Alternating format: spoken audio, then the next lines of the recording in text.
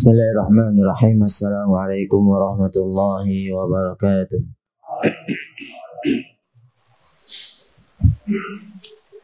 Alhamdulillah ala ihsanih wa syukru lahu ala taufiqi wa amtinanih wa asyhadu an la ilaha illallah wahdahu la syarika lahu ta'ziman li sya'nih wa asyhadu anna Muhammadan abduhu wa rasuluhu da'i ila ridwanih. Allahumma fa inna nusalli wa nusallim ala nabiyyina Muhammadin wa ala alihi wa ashabihi wa man tabi'ahum wa sanna bi sunnati ila yaumiddin, amma ba'd. Allahumma bika asbahna wa bika amsayna wa bika nahya wa bika namutu wa ilayka an-nusyur. Asbahna ala fitratil islam wa ala kalimatil ikhlas wa ala dini nabiyyina Muhammadin sallallahu alaihi wasallam wa ala millati abina Ibrahim hanifa muslima wa ma kana minal musyrikin. Kaum muslimin muslimat rahimani wa rahimakumullah, kita panjatkan puji syukur kehadirat Allah Tabaraka wa Ta'ala. Di kesempatan pagi hari ini kita masih diberikan kekuatan, kesehatan, hidayah serta taufik dari Allah Jalla wa Ala, sehingga kita dimudahkan olehnya untuk melaksanakan berbagai kewajiban kita kepada Allah Tabaraka wa Ta'ala. Dan tentu saja di antara kewajiban kita adalah talabul ilmi atau menuntut ilmu. Oleh karenanya kita berharap semoga Allah Tabaraka wa Ta'ala berkenan memberikan kepada kita ilmu yang bermanfaat sehingga bisa kita amalkan sebagai bekal menghadap Allah Jalla wa Ala. Amin ya rabbal alamin. Salawat dan salam semoga senantiasa tercurahkan kepada uswah-hasanah kita Nabi besar Muhammad sallallahu alaihi wasallam, pada keluarganya, sahabatnya dan umatnya yang setia mengikuti tuntunannya hingga hari kiamat. Kaum muslimin mukminin rahimani wa rahimakumullah, kita masih melanjutkan pembahasan kita tafsir surat An-Nas ayat yang ke-5. Pada pertemuan sebelumnya sudah kita sampaikan tentang poin penting. Kita sudah menyampaikan bahwa setan senantiasa menggoda manusia, setan senantiasa mengganggu manusia, setan senantiasa menyerang manusia. Dan yang pertama kali diserang oleh setan itu adalah apa? Yang pertama kali diserang oleh setan adalah dadanya. Alladzi yuwaswisu fi sudurin nas, yang menyerang, membisikkan ke dalam dada-dada manusia. Sudah kita jelaskan pula perbedaan antara dada dengan hati. Masih ingat? Masih ingat perbedaan antara dada dengan hati? Dada adalah rumahnya, ya, bungkusnya bagi hati. Jadi ketika yang dituju sebetulnya adalah, intinya adalah apa? Hatinya. Tapi untuk sampai bisa masuk ke dalam hati, dia harus masuk dulu kemana? Ke dadanya. Jadi yang diserang oleh setan adalah dada, dan tujuan dari menyerang dada adalah ke dalam hatinya. Oleh karenanya Rasulullah mengingatkan kepada kita, ala fa inna fil jasadi mudghah idza salaha salahal jasadu kulluh wa idza fasadat fasadal jasadu kulluh ala wahyal qalbu. Dari hadis ini kita bisa mengambil satu pelajaran penting, bahwa seharusnya yang menjadi fokus utama kita itu adalah perbaikan apa? Perbaikan batin kita, bukan perbaikan lahir kita. Kalau kita begitu perhatian dengan lahiriah kita, kita begitu perhatian barangkali dengan wajah kita, bagaimana caranya agar wajah kita terlihat menarik, terlihat menawan, pakaiannya juga senantiasa apa? Diperhatikan. Apakah boleh apa tidak? Boleh saja. Tetapi ketika ditanya mana yang lebih utama, maka yang pertama kali harus diperbaiki adalah apa? Batiniyah kita.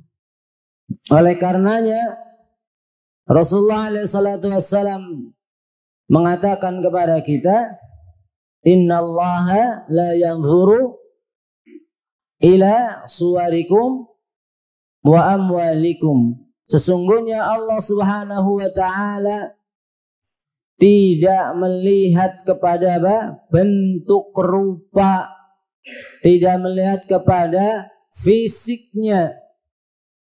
Apakah itu ganteng ataukah itu tidak ganteng? Apakah itu sempurna ataukah tidak sempurna anggota badannya? Bukan itu yang menjadi tolak perhatian Allah Subhanahu wa taala. Yang akan dilihat oleh Allah Subhanahu wa taala adalah walakin yanzuru ila qulubikum wa a'malikum. Yang menjadi fokus yang akan dilihat oleh Allah Subhanahu wa taala adalah hati dan amalan kalian. Yang dilihat itu hatinya, yang dilihat itu amalan perbuatannya. Kemudian kita tutup saat itu dengan satu syubhat, kerancuan dalam pemikiran yang biasa terlontar.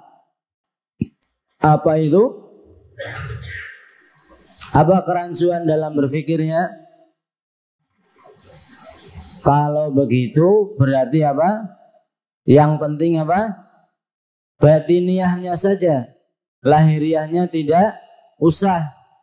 Yang penting apa? Kalau ditanya misalkan, yang penting apa? Hatinya baik. Ya, kita contohkan saat itu ketika ada seorang ibu-ibu ditanya, disampaikan, Bu, kok nggak pakai kerudung? Jawabannya apa? Sing penting atine apik. Kenapa nggak pakai kerudung lah? Yang penting hatinya baik. Nyatanya apa? Banyak orang pakai kerudung tapi hatinya apa? Tidak baik. Gimana jawabnya kemarin? Gimana Pak? Gimana Pak Kunde? Masih ingat? Gimana jawabnya? Lupa semua? Apa pada tawaduk semua ini? Oh, maupun jawab ya di apa? Dikira pamer. Apa kewu? Kita katakan bahwa lahiriah itu betul, batiniyah itu sangat penting, tetapi lahiriah juga harus diperhatikan. Kalau ada orang pakai kerudung tapi kemudian sifatnya jelek, kita katakan salah. Orang katanya baik hatinya tapi tidak pakai kerudung juga salah. Berarti apa? Dua-duanya salah. Yang benar apa? Kepada kaum muslimat atau kepada perempuan kita katakan lahiriahnya harus baik, hatinya juga harus baik. Di antara tanda bahwa hati seorang perempuan itu baik adalah apa? Tercermin di luarnya. Kalau dia hatinya baik, berarti di antara ciri hatinya baik apa?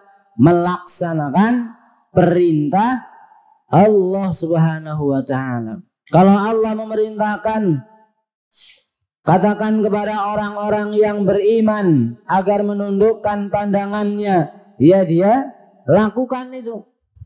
Berarti ini ciri bahwa hatinya baik. Alladzi yuwaswisu fi sudurin nas.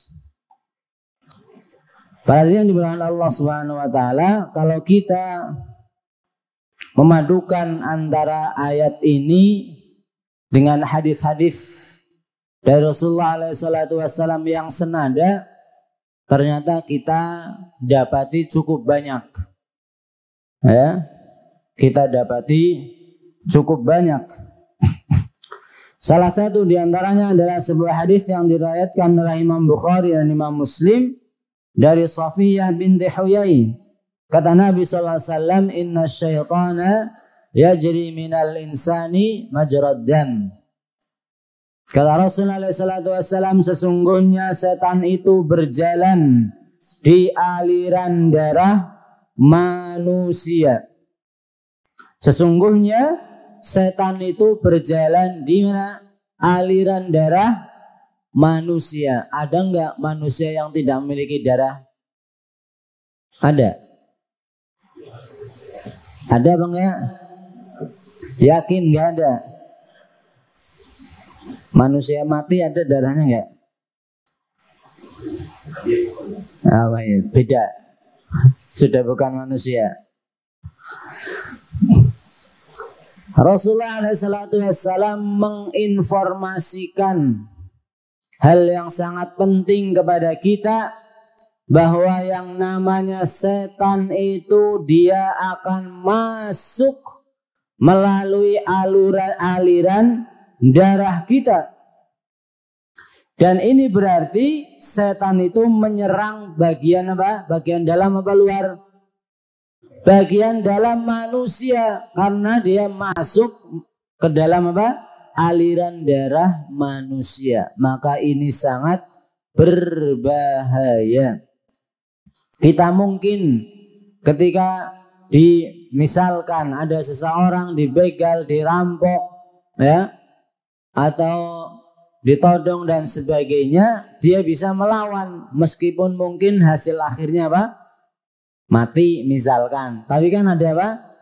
Ada perlawanan lah. Tapi kalau kita menghadapi setan sulit, ya, kemungkinannya lebih sulit. Apalagi Rasulullah SAW menguatkan hadis ini dengan perkataan beliau sebenarnya disebutkan oleh Al-Imam Muslim, "Ma minkum min ahadin illa wa qad wukila bihi qarinuhu minal jinni wa qarinuhu minal malaikah." Sesungguhnya setiap masing-masing di antara kalian illa wa qad wukila bihi qarinuhu, kecuali telah ditakdirkan oleh Allah memiliki satu teman dari kalangan jin dan satu teman dari kalangan malaikat. Berarti apa? Setiap kita akan senantiasa ditemani oleh dua makhluk Allah ini. Yang pertama, dia akan senantiasa menggoda, membisikkan ke dalam hati kita untuk senantiasa berbuat apa? Maksiat. Untuk senantiasa berbuat dosa. Sedangkan yang satunya mengingatkan bahwa itu dosa, itu tidak boleh dilakukan. Akan senantiasa menyertainya sampai maut menjemputnya.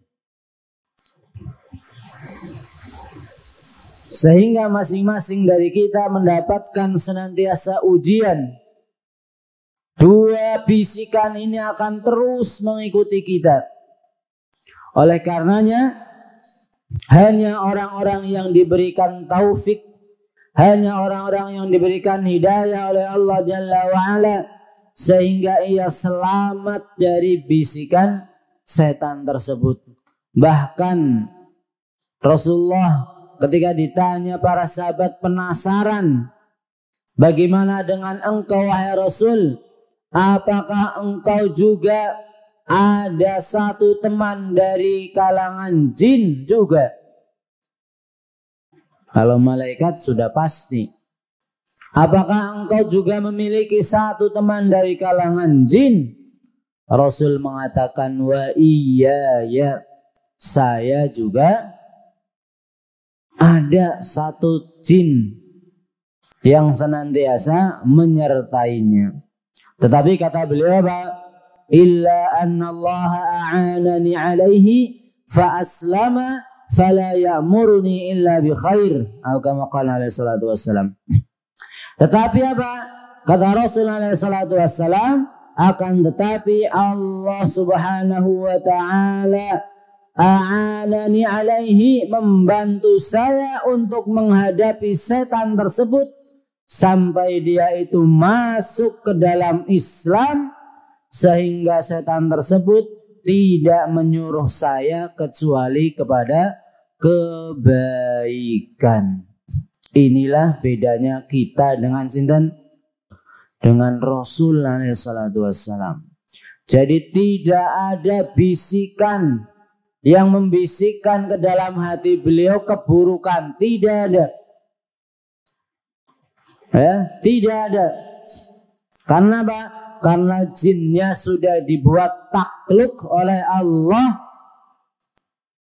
kepada Rasulullah alaihi salatu wassalam.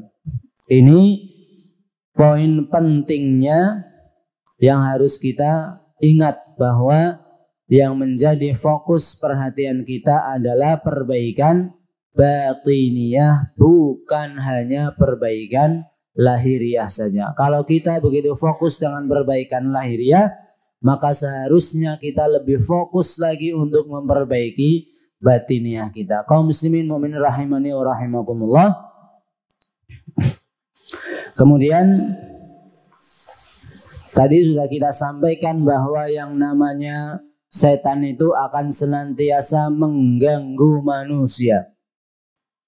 Setan itu akan senantiasa menggoda manusia dengan berbagai macam gangguan dan godaan. Dengan berbagai macam gangguan dan godaan. Pintu setan untuk mengganggu manusia itu sangat banyak. Banyak sekali pintu-pintu yang bisa dimasuki setan untuk mengganggu dan menggoda manusia.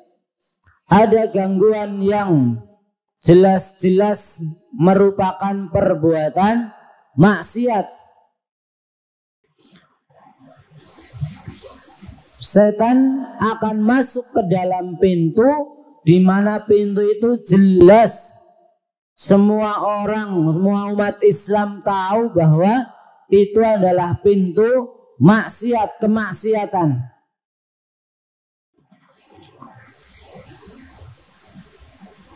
Contohnya apa? Setan ngiming-ngimingi kita untuk melakukan perbuatan yang jelas-jelas adalah perbuatan dosa. Contohnya apa? Banyak. Zina. Ada enggak orang Islam yang dia menganggap bahwa zina itu bukan dosa? Ada enggak? Kalau ada ya dipertanyakan keislamannya. Ya, kalau ada orang yang mengaku Islam tapi dia mengatakan zina itu enggak dosa kok. Ya. Zina itu bukan maksiat, maka dipertanyakan keislamannya. Orang mencuri, kira-kira ada enggak orang yang mengatakan bahwa mencuri itu baik? Ada enggak? Saya kira apa? Tidak ada. Buktinya apa? Buktinya ketika sang pencuri ditanya, Pak atau Bu, nek jenengan putrane jenengan kira-kira mau enggak jadi pencuri? Maka biasanya apa? Normalnya jawabannya apa? Jangan. Ini menunjukkan kepada kita bahwa perbuatan mencuri itu adalah tidak baik alias perbuatan dosa. Dan masih banyak lagi ya contoh-contoh dari pintu satu ini. pintu yang jelas-jelas ya, manusia memandangnya sebagai perbuatan dosa, perbuatan tidak baik, perbuatan maksiat. Tetapi ada juga pintu, dan ini luar biasa.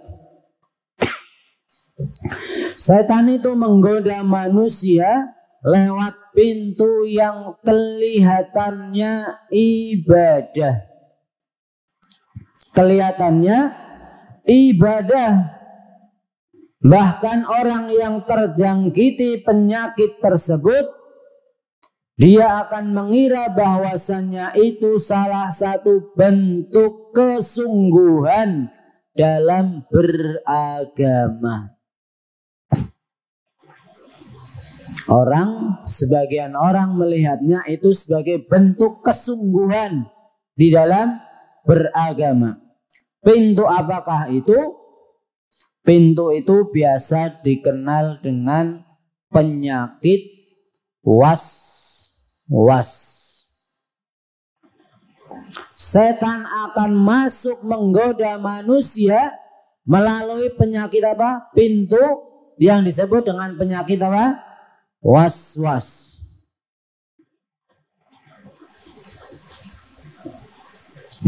Orang yang terjangkiti penyakit was-was ini, maka dia akan terperangkap dalam jebakan ini. Orang ketika sudah terperangkap dalam jebakan ini, maka hidupnya tidak akan tenang. Dan harus diingat, ketika dia melakukan ibadah, melakukan syariat yang diwajibkan oleh Allah Subhanahu wa taala, dia melakukannya dengan beban, perasaan beban yang sangat berat. Alih-alih dia merasakan ketenangan yang seharusnya didapatkan ketika seseorang beribadah kepada Allah, dia justru sebaliknya. Ketika melaksanakan ibadah itu, dia merasa sangat berat, seolah-olah dibebani dengan beban yang sangat berat. Di sini saya akan mencontohkan 4 saja ya, dari penyakit was-was ini, dan keempat contoh ini adalah intisari dari sebuah buku yang sangat bagus yang diberi judul oleh penulisnya dengan judul Dhammul Waswas wa Ahli. Tercelanya penyakit waswas dan orang yang terjangkiti penyakit tersebut. Buku ini ditulis oleh seorang ulama yang hidup di abad ke-6 Hijriah. Dan ulama ini bernama Al-Imam Ibnu Qudamah Al-Maqdisi. Imam Ibnu Qudamah Al-Maqdisi yang hidup di abad ke-6 Hijriah. Ini semua contohnya ada di dalam buku itu. Beliau menyebutkan beberapa contoh ya, tetapi kemudian saya menganggapnya tidak semua ya, hanya 4 saja. Ada 10 tapi saya menyebutkan hanya 4 saja, dan ini cukup ya. Yang pertama, penyakit was-was dalam bersuci setelah buang air. Penyakit was-was dalam bersuci setelah buang air. Kata Imam Ibnu Qudamah, penyakit was-was setelah orang buang air itu ada banyak, ada 10 macam. Ya, saya tidak menyebutkan semua. Yang pertama, setelah buang air, seseorang mengurut kemaluannya 3 kali. Ada yang begitu enggak? Setelah buang air kemudian apa? Diurut 3 kali. Ada atau banyak? Ketika ditanya apa alasannya, maka jawabannya apa? Lho jenengan nek bar pipis kok terus diurut toh? Biar apa? Biar bersih. Iya enggak? Jawabannya pasti apa? Biar bersih, supaya air kencingnya habis. Karena apa? Karena dia khawatir, merasa apa? Ragu-ragu. Jangan-jangan masih ada apa? Air kencingnya yang tersisa. Ya, sehingga ketika dia berdiri, air kencing itu akan apa? Keluar membasahi apa? Celananya, sehingga kemudian menjadi apa? Najis. Ini namanya apa? Penyakit was-was. Kata siapa? Al-Imam Ibnu Qudamah Al-Maqdisi. Kalau nggak diurut, nggak yakin tuh. Ya, kalau nggak diurut, nggak bersih. Nah, ini penyakit was-was. Ini penyakit was-was. Contoh yang kedua, kata beliau, ada sebagian orang setelah buang air, sebelum membasuh kemaluannya, dia apa? Berdiri terus berjalan beberapa langkah sambil apa? Dihentak-hentakan. Tujuannya biar apa?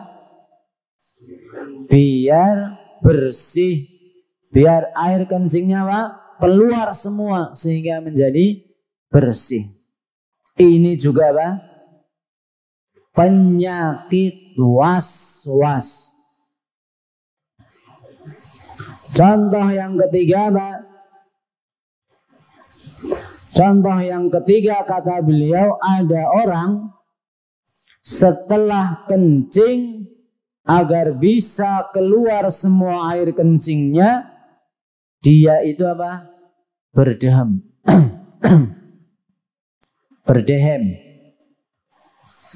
Pernah dengar atau jenengan pernah ngelakuin? Berdehem 3 kali, selesai kencing kemudian apa? Berdehem 3 kali. Ketika ditanya tujuannya apa? Sama, agar apa?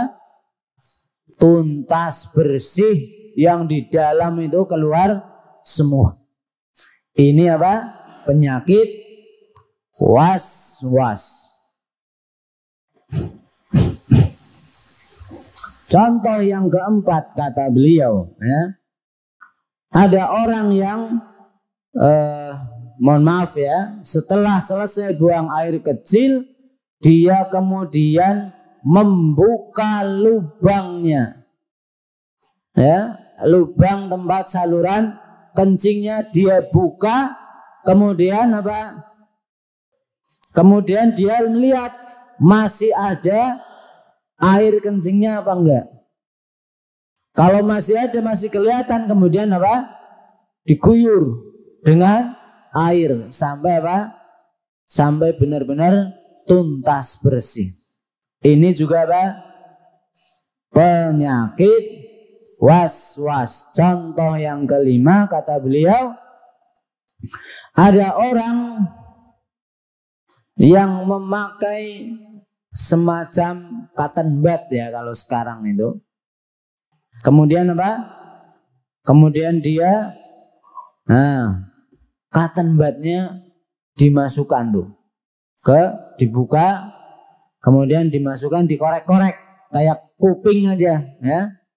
Korek-korek biar sama apa? Bersih. Nah, nanti kalau dia mau sholat lebih berat lagi, lebih sulit lagi. Nah, inilah tujuannya setan. Ketika orang merasa berat untuk sholat, sampai kemudian menjadi apa? Malas ibadah. karena dia merasa berat. Inilah tujuannya setan mengganggu dan menggoda manusia. Dan masih ada 5 contoh berikutnya, tetapi saya melihat 5 contoh berikutnya ini jaranglah dilakukan. Ya, misalkan setelah buang air itu, ya biar tidak ada air yang keluar lagi, kemudian apa? Ujungnya diikat. Ya, ujungnya diikat biar tidak keluar lagi airnya. Kan ini jarang, tetapi ada. Makanya Imam Ibnu Qudamah mencontohkan begitu. Ya, tapi di kita barangkali jarang lah ya. Makanya saya tidak menyebutkan, hanya mencukupkan 5 hal ini. Dan beliau mengkategorikan ini semua sebagai, kata beliau, bid'ah. Ya, mengkategorikan sebagai apa? Bid'ah. Kenapa? Kenapa Pak? Kan kita sama-sama tahu tuh bahwa yang namanya bid'ah itu khusus dalam urusan agama. Ya, di luar urusan agama bukan bid'ah. Kita sama-sama tahu. Nah, pertanyaannya, kenapa beliau mengkategorikan penyakit was-was ini tadi yang disebutkan contoh-contohnya ke dalam perbuatan bid'ah? Kata beliau, karena seandainya perbuatan itu adalah merupakan bentuk kesungguhan dalam beragama. Ya. Kalau ini adalah bentuk kesungguhan dalam beragama, maka saya tanya, orang-orang yang melakukan semua itu tadi, dia menganggap hal itu baik atau tidak? Menganggapnya baik apa tidak? Baik. Kalau tidak baik, ngapain dilakukan? Kan begitu. Orang-orang tersebut menganggapnya itu semuanya baik. Supaya apa? Supaya celananya tidak kena najis. Kalau celananya pakainya kena najis buat sholat, kan berarti apa? Batal. Berarti baik apa tidak? Sekali lagi jawabannya baik. Dia menganggap itu perbuatan yang baik.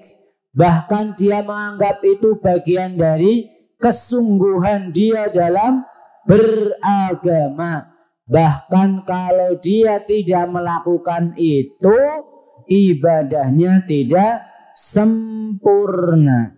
Dan inilah salah satu bentuk gangguan setan. Pintunya melalui pintu yang tidak disadari oleh seseorang bahwasannya itu merupakan gangguan. Dia mengira itu adalah bagian dari agama, padahal sebenarnya itu adalah gangguan dari setan. Perhatian dengan Allah Subhanahu wa taala, ini poin pentingnya.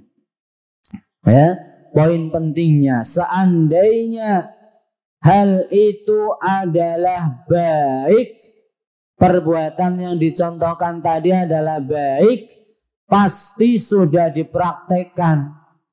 Siapa yang mempraktekkan? Rasul dan para sahabatnya. Kalau itu baik, pasti apa? Pasti dilakukan. Apalagi ini berkaitan dengan najis dan tidak, berkaitan dengan diterima dan tidaknya ibadah seseorang, terutama sholatnya. Kalau itu baik, bahkan karena ini sangat penting, pasti dilakukan oleh Rasulullah Sallallahu Alaihi Wasallam dan juga para sahabatnya. Tetapi ya, kita tidak mendapati bahwa beliau dan para sahabatnya melakukan contoh-contoh yang disebutkan tadi. Para hadirin dimana Allah Subhanahu Wa Taala, saya kira ini dulu yang bisa kita sampaikan pada pertemuan pagi hari ini, dan insya Allah akan kita lanjutkan pada pertemuan berikutnya. Sebelum kita tutup, barangkali ada yang ingin bertanya, menambahkan, dipersilahkan.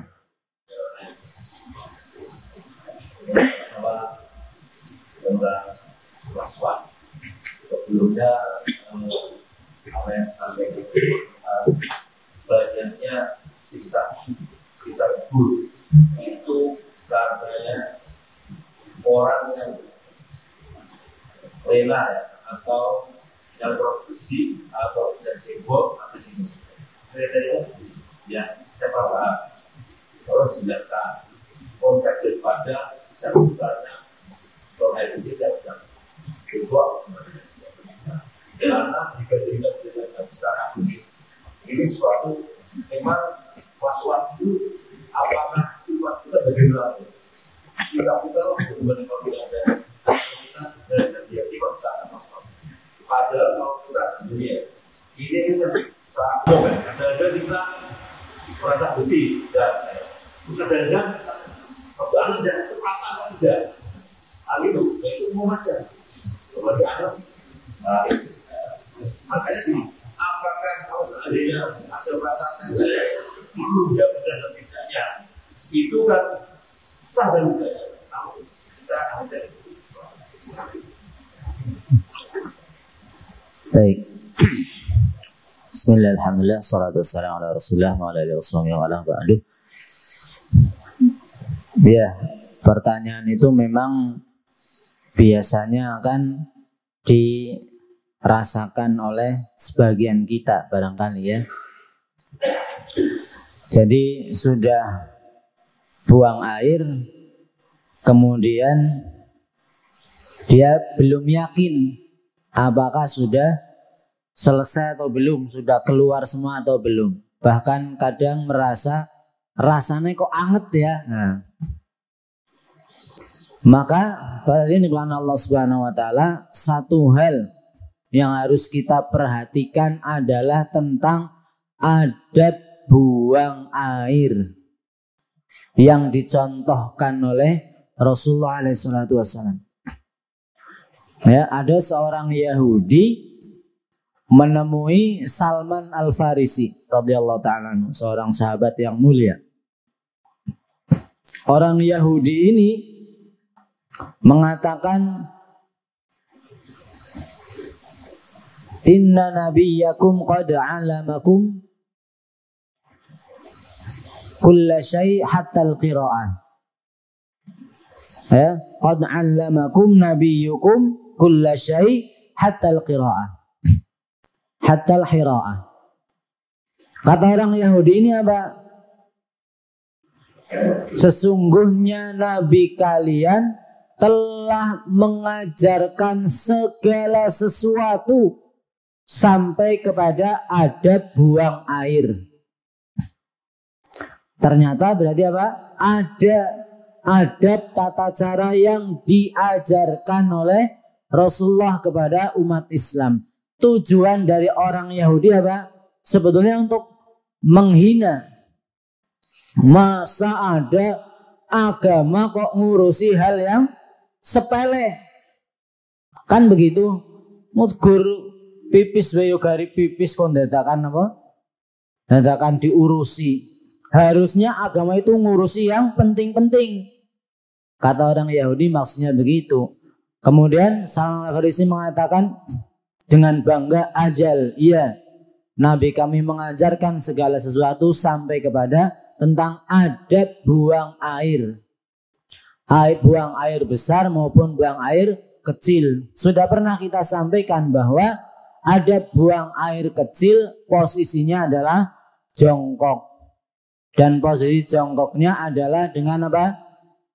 Dengan bertumpu kepada kaki yang kiri, kemudian kaki yang kanan ditegakkan agak diselonjorkan. Setengah lah terbuka. Itu posisi yang diajarkan. Dan ketika selesai, kemudian berdiri, tidak ada lagi air yang keluar. Tapi kalau posisi kencingnya berdiri, memang pasti akan ada biasanya. Ya, belum selesai karena itu. Belum tuntas. Karena posisinya kencing dia berdiri. Makanya hati-hati ya, terutama di yang mampir di toilet-toilet umum ya, dia pipis kemudian karena terdesak adanya yang berdiri, kemudian apa? Dia yang berdiri, hati-hati. Biasanya karena yang berdiri itu memang belum tuntas. Ya, memang belum tuntas. Ketika dia jongkok, biasanya akan apa? Ada yang keluar lagi. Tapi kalau dia posisinya jongkok, itu sudah tuntas, habis. Ya, itu sudah habis. Dan ini yang diajarkan oleh Rasul. Posisi pipisnya adalah dengan jongkok tadi. Nah, kalau dia sudah begitu, maka tidak akan ada yang keluar. Ya, dan yakin tidak akan ada yang keluar. Maka solusinya bagaimana? Ya jongkok. Ya, jangan berdiri. Ya, sehingga tidak akan ada perasaan kok rasanya anget ya, itu biasanya tidak akan ada.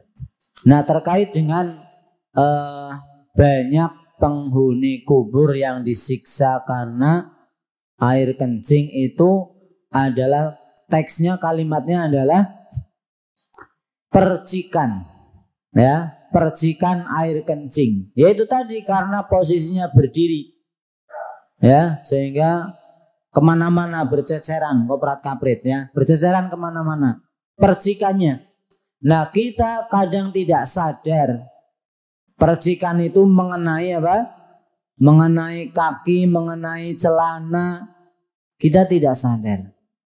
Nah, percikan yang mengenai kaki itu ya, atau mengenai celana itu karena tidak dibersihkan, maka itu akan disiksa di alam kubur. Hadza wallahu ta'ala bishawab. Saya kira ini yang bisa kita sampaikan pada pertemuan pagi hari ini, dan kita tutup dengan doa kafaratul majlis. Subhanakallahumma bihamdik asyhadu an la ilaha illa anta astaghfiruka wa atubu ilaik. Wa la minkum. Assalamualaikum warahmatullahi wabarakatuh.